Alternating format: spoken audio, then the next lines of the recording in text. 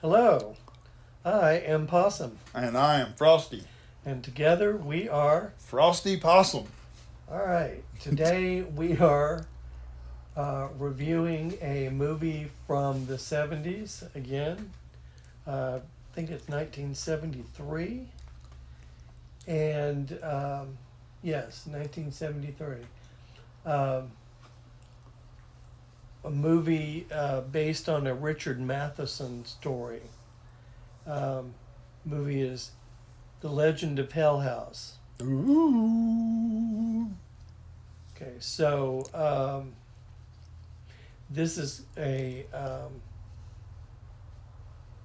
this is spoiled rotten.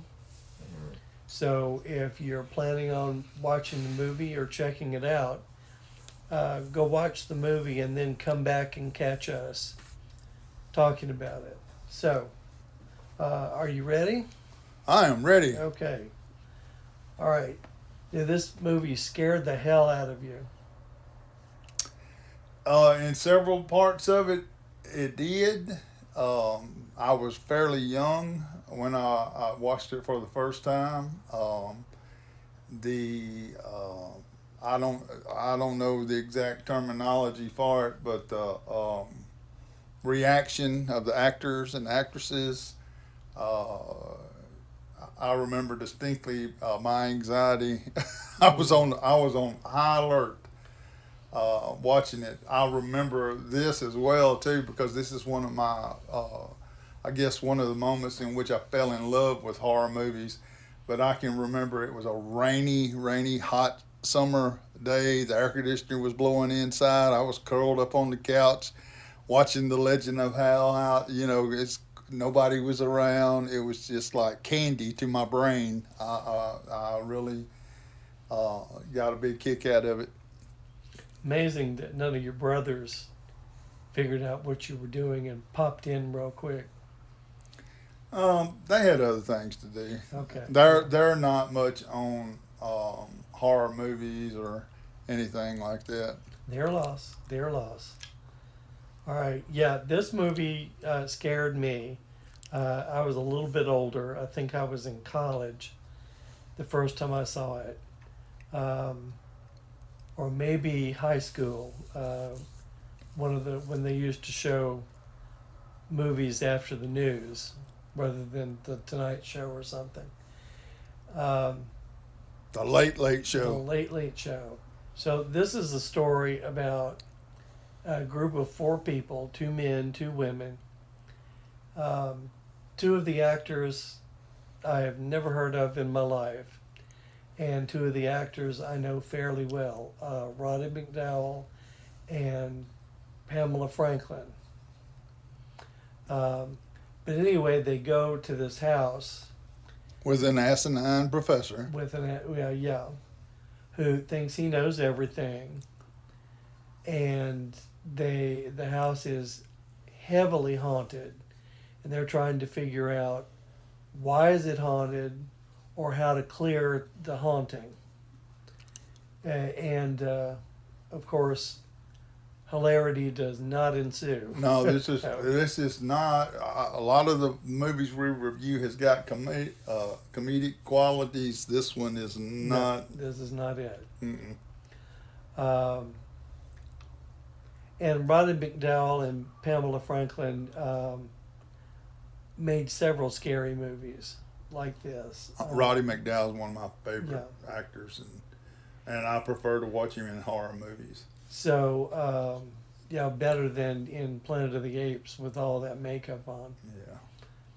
Anyway, they go. The professor believes that he has a machine that through like negative ions or something that it will clear the haunting out of the house. And Pamela Franklin and Roddy McDowell are psychics, and the professor is going to have them sit, quote unquote, for him and see what happens. One of the things that I found ironic about this is the asinine professor. Um, throughout knows better than everybody else. Has got this machine, but the funny thing is he still uses the psychics to verify that everybody's gone. Now, guy, if you're going to discredit, that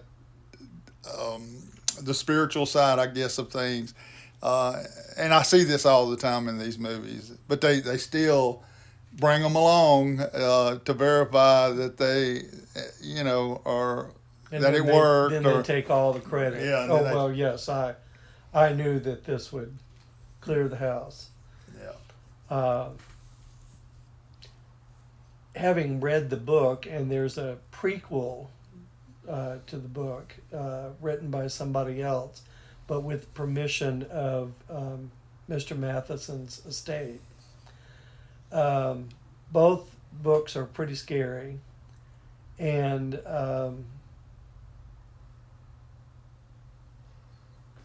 I forgot what I was going to say. That train derailed. But anyway, they get in there, and things just get worse and worse and worse. They mentioned that Rodden McDowall's character was there earlier. In the storyline, he was there as a boy, and the house almost killed him. It tried to kill him, and it's going to try again. And the house kind of is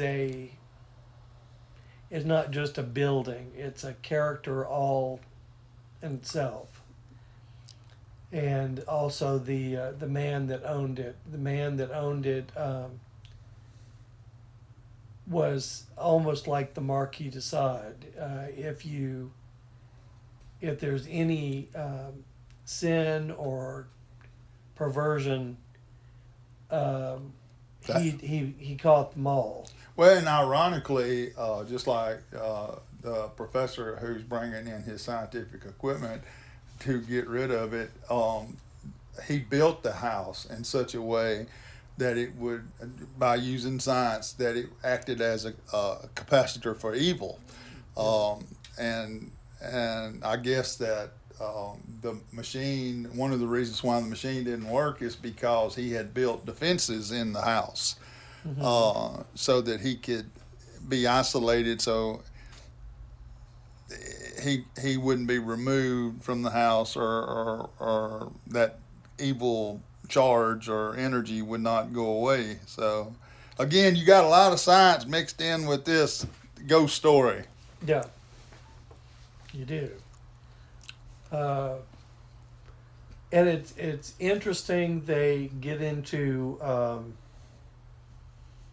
stuff like ectoplasm forming, and it comes out of her fingertips. And he asked for a sample to be put in a jar, and it goes into the jar and then explodes the jar. There's a upsetting dinner scene where a meat platter that has these spikes in it to keep the meat still flies down the table and almost impales him. Rodden McDowall almost goes crazy again. Pamela Franklin gets the hell beat out of her by a cat. And the other woman, I think she's just along for the ride. But I believe she Professor's basically, wife. And she goes insane. Yeah. So she gets possessed and tries to seduce Rodden McDowall's character. But it is definitely not a sweet haunting situation. A lot of the show, I mean, pretty well from it reminds me a lot of Rose Red, that from the get-go,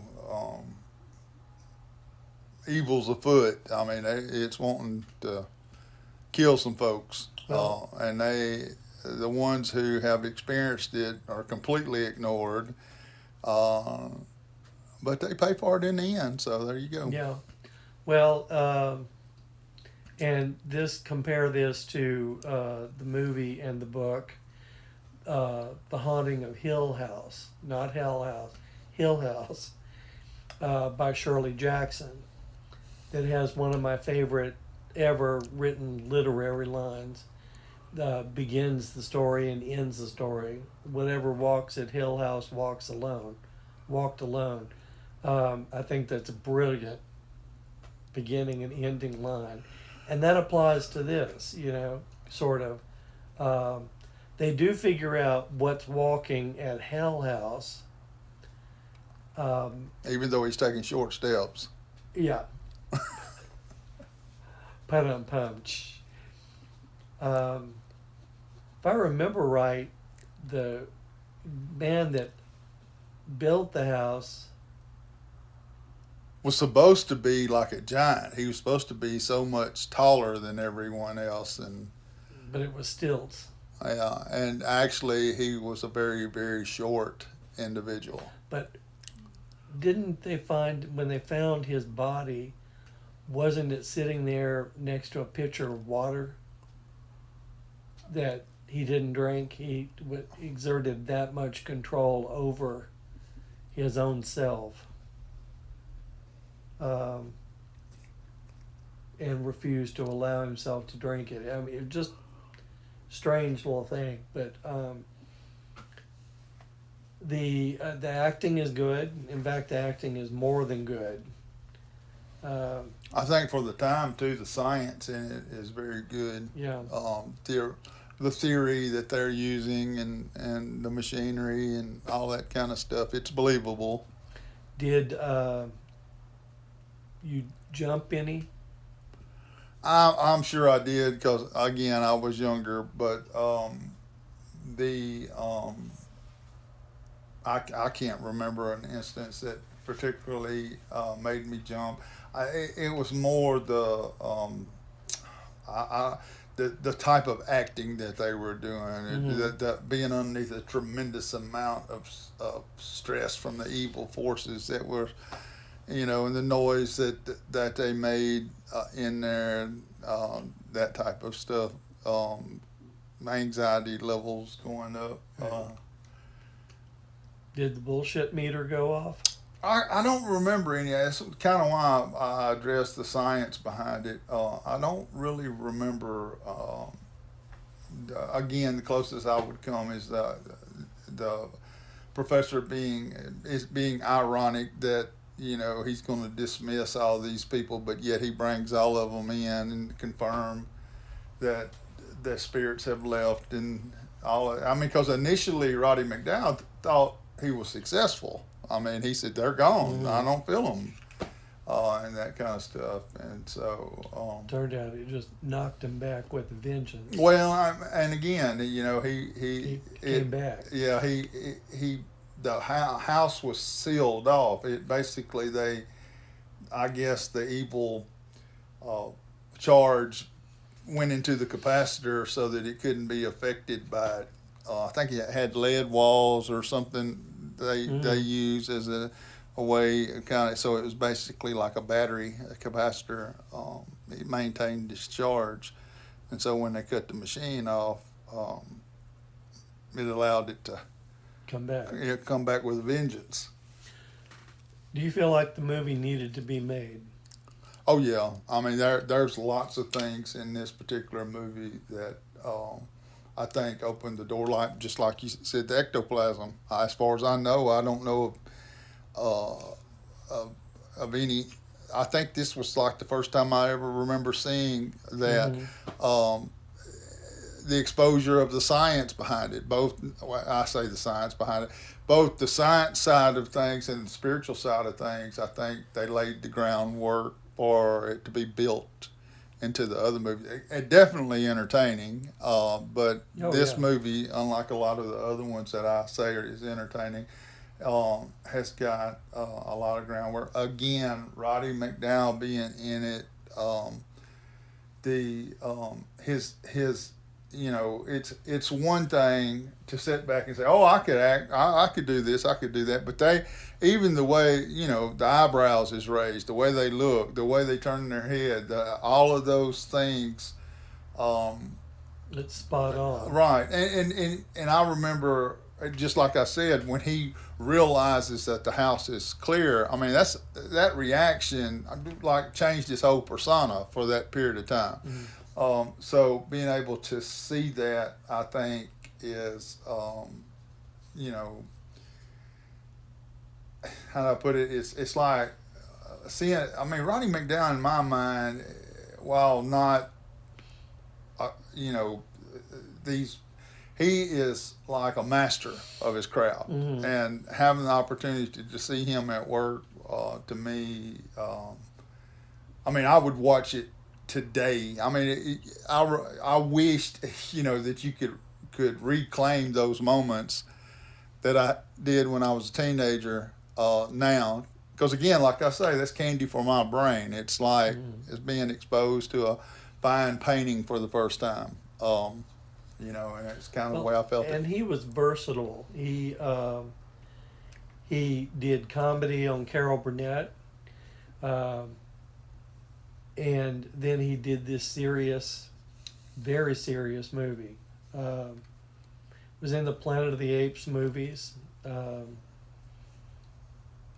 He's one of those actors that Disappears into the character. well, and the thing about it is you hear it all the time how people are kind of pigeonholed into a character, and they're very frustrated with their career because and they'll go back and say, I wish I never did that movie Mm-hmm. because now everybody sees me as Anthony that, and you Perkins. can't get work in anything. Yeah. With him, I'm sure he had his difficulties like everybody else, but I think if you're a producer or one of those, you'd be. I mean, you could.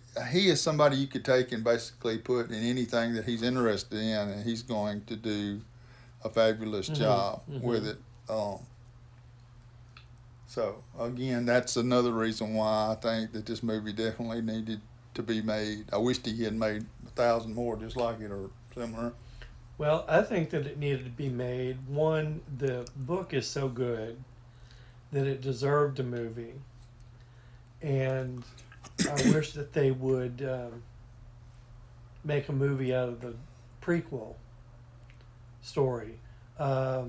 I recommend this movie, and I recommend both of those books.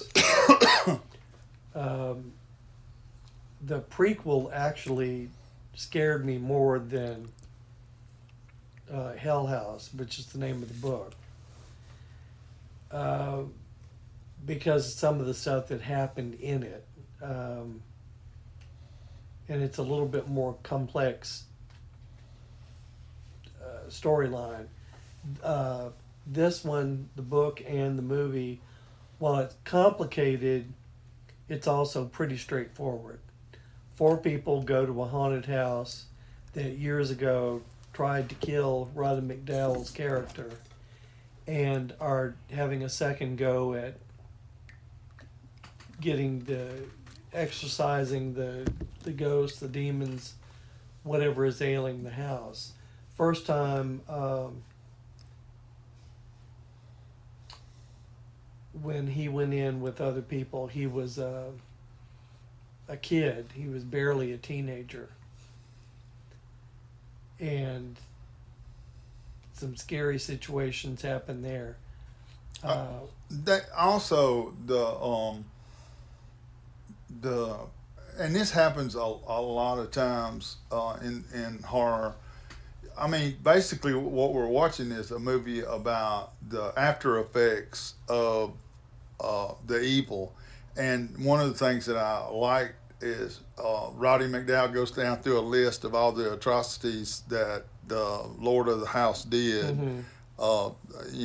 Basically any sex act, horrible pain and suffering that he caused on individuals, and all of that stuff. I think that a lot of times, even in the horror movies today, we miss that. We don't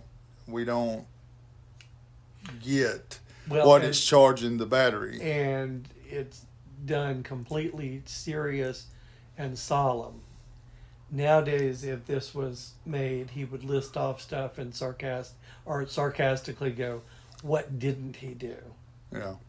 But yeah, and by seriously listing those things off, you're like, uh huh, uh huh. And basic, Oh crap. well, and basically, I know I'm kind of exaggerating here, but any one of those individually would make a movie about what was done to someone. Mm, Um, and that's this is one of those synergetic kind of things where 1 plus 1 does not equal 2. It's like the parts don't add up. It's tremendously magnified, um, and I think that is something that this movie brings out. well, and I remember starting. I didn't finish it, but there was a story by the Marquis de Sade that basically had this house where the guy gathered a bunch of people, locked the doors, bricked up the windows, and they were trapped there. And then all of this horrific debaucherous stuff happened. Um, and then everybody wound up dead.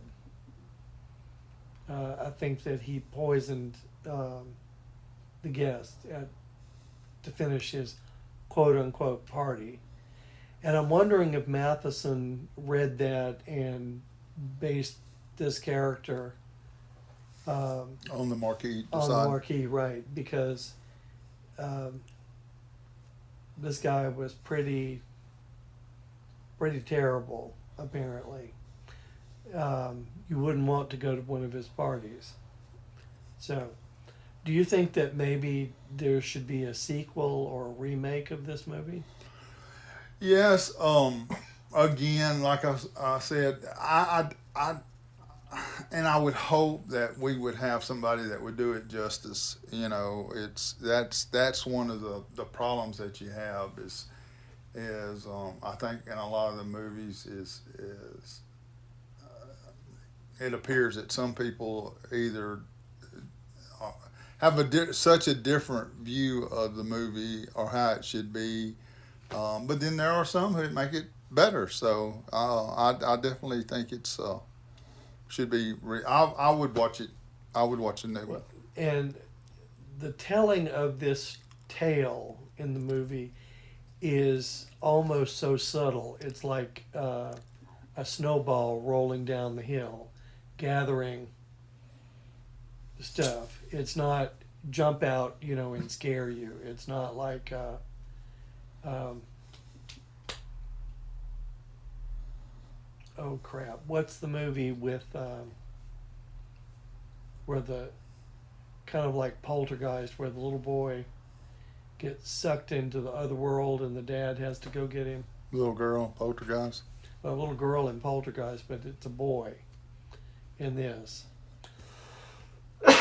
Patrick Wilson and I remember Barbara Hershey plays either his mother or mother-in-law. That escapes me at this moment. But anyway, this isn't so in your face. It's you don't have to think a lot, but you have to be a little patient to let it unfold for you. So I think that a remake, maybe not. This is,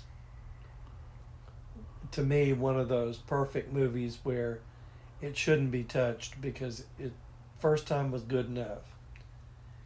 Um, I will say this though, and again, I'm in agreement. I mean, I definitely am not looking for a movie to replace this one. Um, and if someone tried to modernize it or bring it into forward with newer science or whatever, again, hopefully you would get as much out of the new movie as not. But I know I have been noticing that there's a big Edgar Allan Poe movement now. Lots and lots of different people, and most Hammer movies and all that was based on Poe's stuff. But I'm seeing in today's world they don't want to just know the stories. They want to know the artist. That they're looking into the life, the mystery around it, his death, his experience at West Point, his all of these things. And so, just as you pointed out, the books and things, I think that if something new was made, we would get a lot more out of it than just a great movie. Hopefully, I mean, I hope that the movie's great, but I think today with the different creators and the different people, we would find out a lot more. Well, like you said, there are directors that can do horror, they can do suspense, and they're really good. And then there are a lot of directors that get their hands on a property and they just completely screw it up. And the three recent Halloween movies and The Exorcist prequel or sequel, that director, he can direct, but he can't direct horror. There's no suspense. You're sitting there going, "Oh, that's nice. Why did that happen?"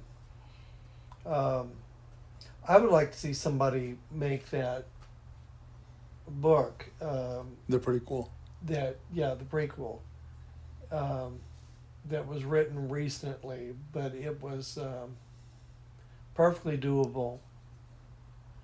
But it was scary. The one of the things that I think that happens in the film industry, and I think it always has, is they go like, "Oh, he does really good here. Let's see what he does with this movie." Mm-hmm. And I think that there are some, because people have to learn, they have to grow, and that kind of stuff. But I don't think you need to do that with a master movie. It's kind of like, okay, well, you're a world-renowned brain surgeon. Oh, yeah, but I think I'll try my hand at removing toenails. If you're a world-renowned brain surgeon, you need to stay. When it comes to somebody who is having a brain problem, I need you on that job. I don't have a problem with you working on toenails, but not on this particular case. And I think that's the story. I think that just like every other field, that there are directors and producers who specialize in certain types of movies.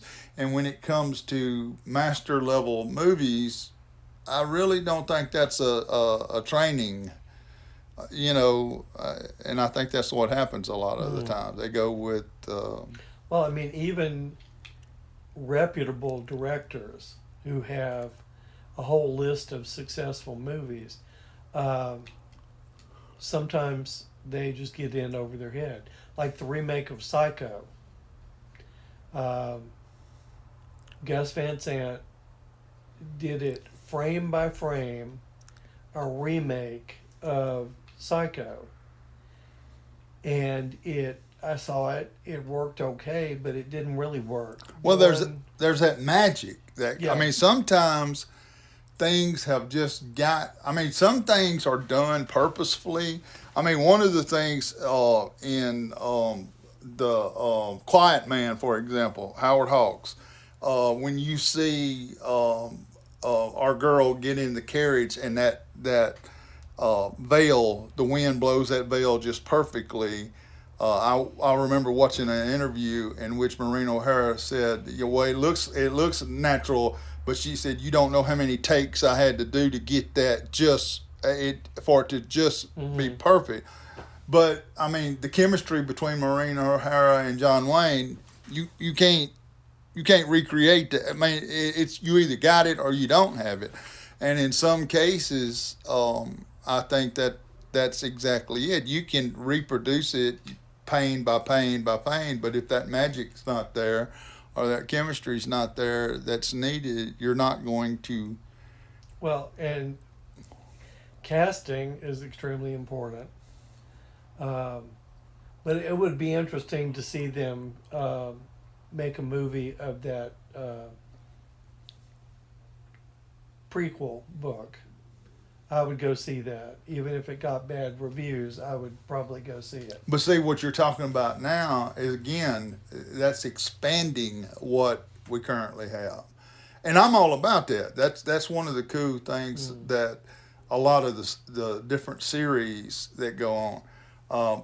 But there's a difference, I think, between expanding a master level series of work and then just throwing, my attempt at doing a YouTube video in the works, and then trying to claim I'm doing the prequel justice. You know what I'm saying? Because one of the things that I do enjoy, and this is for all our video game players out there. When Fallout 3 came out, I was in love with the game, and they made several expansion packs on it, and I ate it up. It was like candy. And then they just stopped, and I could never understand why they stopped, because I'm telling you, if they were making new expansion packs today, I would still be buying them. But again, the world moves on. So if you're expanding it and you're keeping it the quality it is, that's one thing.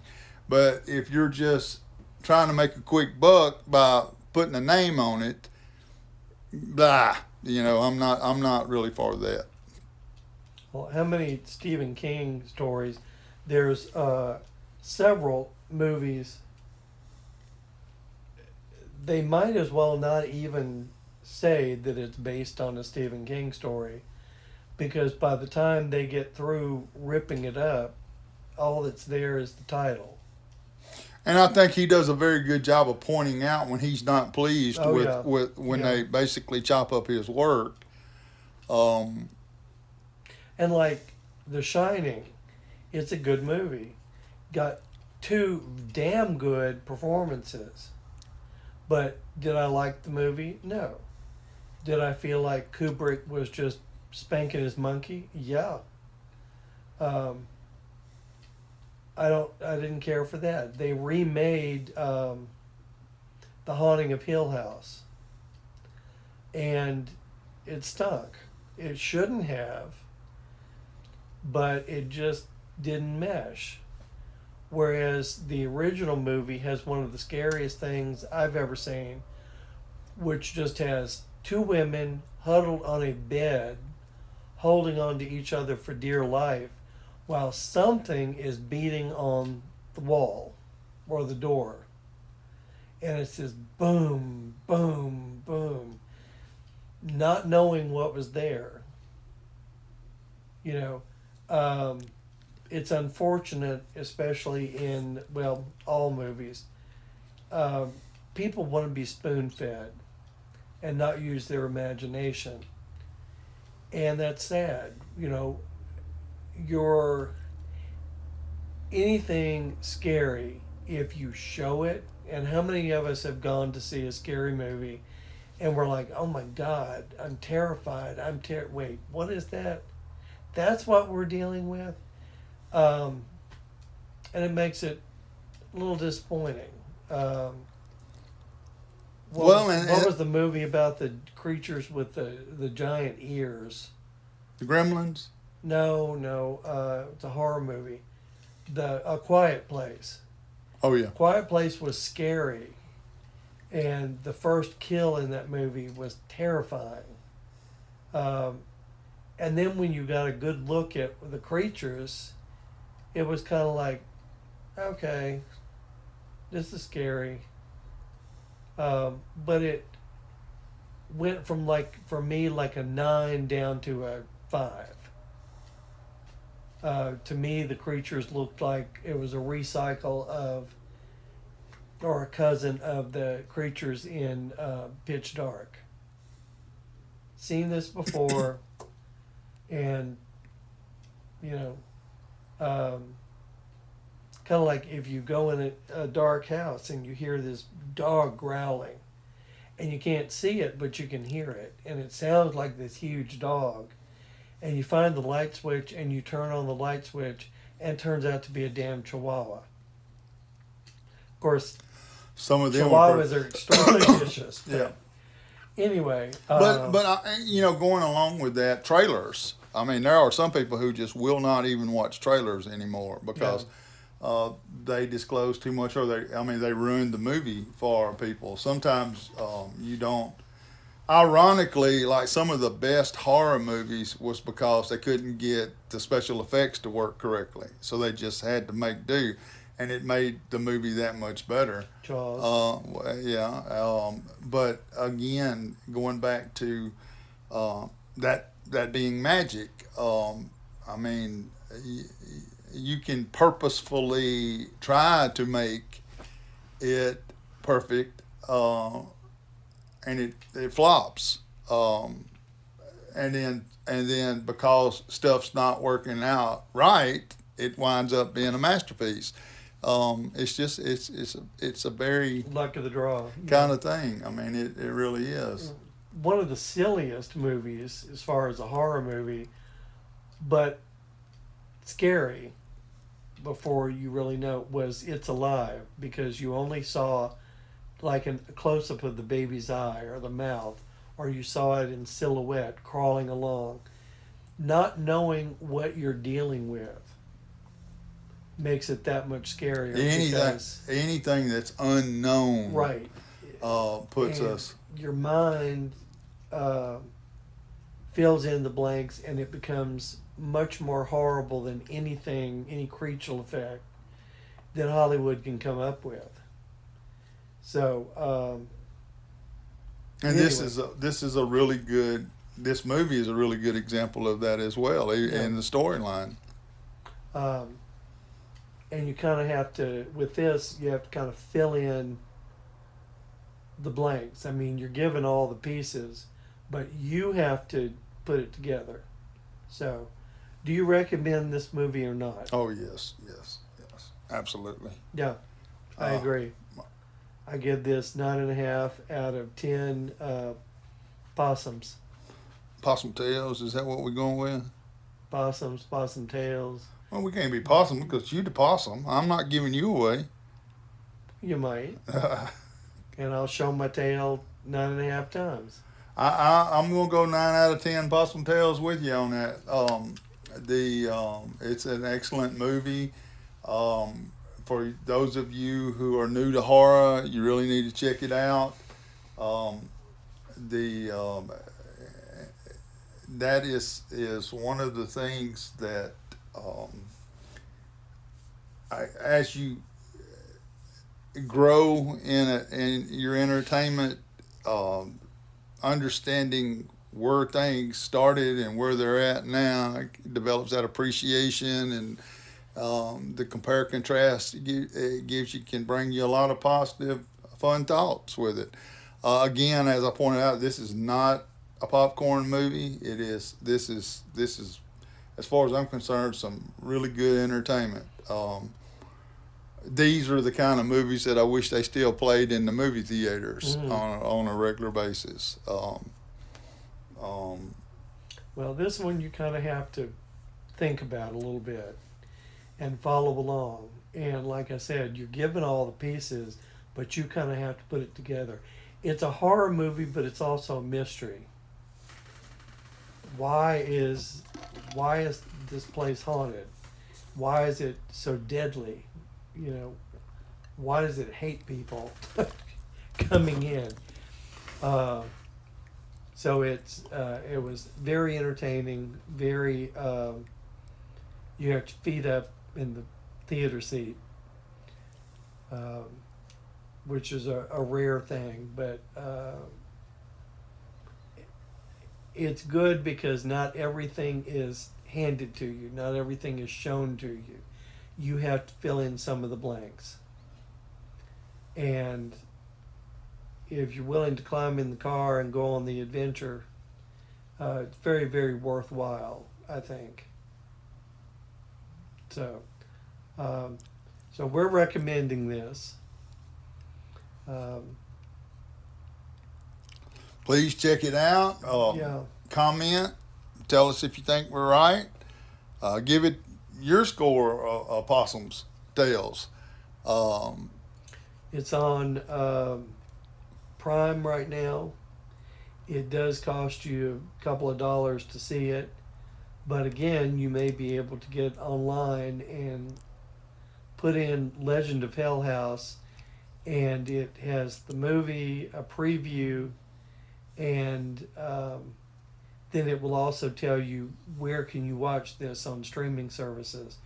And sometimes they're all cost you something, but occasionally, just because you have to pay for it on Prime, you may be able to find it on Fossum or Tubi or somewhere like that for free. But I will say this, guys. If this was a brand new movie for me, I would pay it. Yeah. I mean, this is, to me, this is worth a movie theater ticket. It's that good. Yeah. It's a lot of them. I'll tell you, look, just wait until it's free on another streaming service or whatever. But this one's one that I wouldn't. I mean, this is candy, and I know I make that silly, but this is candy for your brain. So get your Coke and your Junior Mints and plop down on in front of your TV and invite some friends over. There's safety in numbers. So remember that we are trying to collect weird, wacky, strange tales. So let us know if you've got one that you were willing to share. What else are we doing? We're doing The Fantastic Accounts. Fantastic Accounts. Subscribe to us. Even if you hate us, subscribe to us. Eventually, if we get a certain number of subscribers, we're going to have a giveaway. And hopefully it will be something pretty good. Once we get 1,000 subscribers, I'm going to do a video on chainsaws. It's a reality based chainsaws versus the ones in crank in the elevator and that type of thing. We were laughing about that earlier. We reviewed Pieces, which is going to be up, and the fact that the person would have to stand there and go, come on, you're going to cut me up, come on.